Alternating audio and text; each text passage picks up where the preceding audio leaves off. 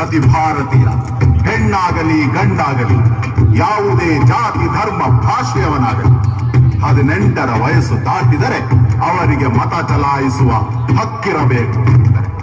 Muslim ಹಾಗೂ ಸಿಖ್ ಸಮುದಾಯದವರಿಗೆ ಸಿಗುವ ಪ್ರತ್ಯೇಕ ಪ್ರಾತಿನಿಧ್ಯ ಹಾಗೂ ಹಕ್ಕನ್ನು ಈ ನೆಲದ ತಳ ಸಮುದಾಯಗಳಿಗೂ ಕೊಡಬೇಕು.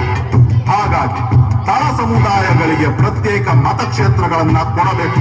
ಇಲ್ಲ, ಪ್ರತಿ ಶೋಷಿತ ವರ್ಗದವನಿಗೂ 2 ಮತದ ಹಕ್ಕು ನೀಡಬೇಕು. ಒಡನಾಡಿಗಳೇ, ಇದು ನಮ್ಮ ಸಂವಿಧಾನ. ಇನ್ನು ಮುಂದೆ ಇದೇ ನಮ್ಮ ಬೆಳಕು, ಇದೇ ನಮ್ಮ ಕನ್ನಡಿ.